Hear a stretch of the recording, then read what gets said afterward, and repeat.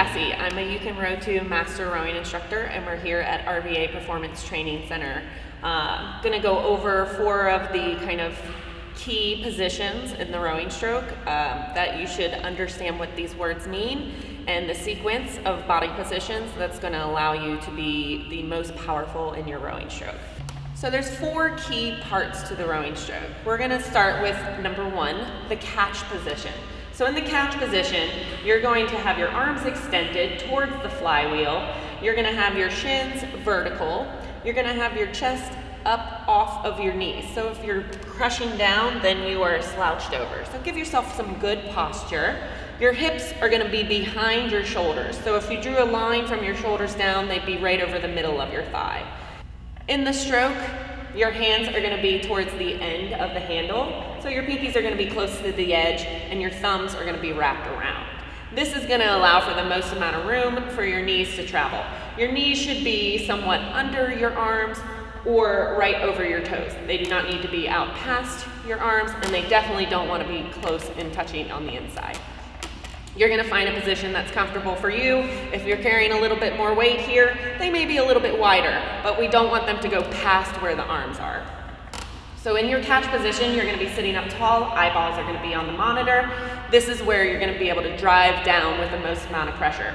So that's when we go into the second part, the drive, all right? So you're going to push down through the legs. The legs are going to initiate the drive.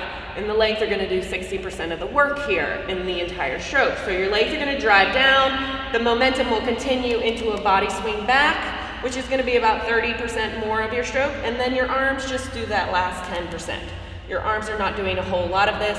If your arms are getting super fatigued while you're rowing, then you're probably doing it wrong. When the hands come in, they are not going to stop. They're just going to come right back out. So this takes us to number 3, the finish. When your hands come in, they're going to come into about your bra strap. If you're not wearing one, you probably know where it is. It's going to come right to there. It doesn't need to hit you. You shouldn't bruise yourself.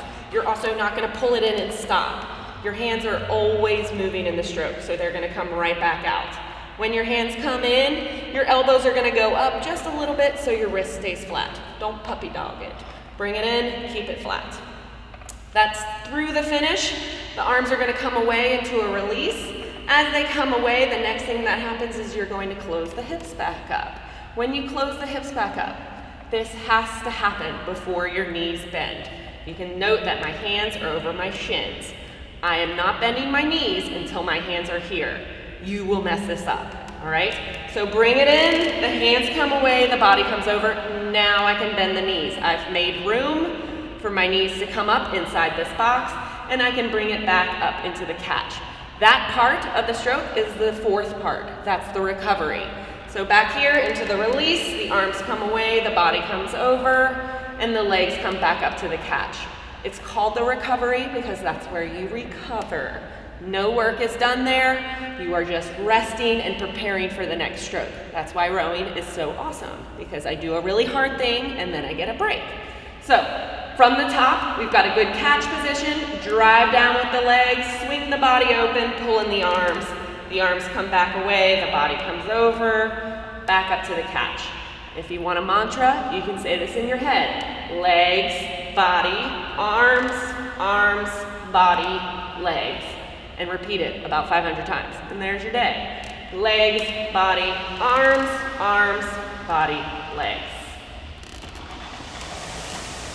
When you start to add a little bit of pressure, you're going to hear that flywheel start to pick up a little bit. If you can remember those 4 body positions, the catch, the drive, the finish, and the recovery, then you're going to have a lot better rowing stroke. If you can follow that sequence of body positions, then you're going to have a much better stroke, and you're going to be able to apply more force every time that you row. So catch, drive, finish, recovery. That's all you need to know how to row.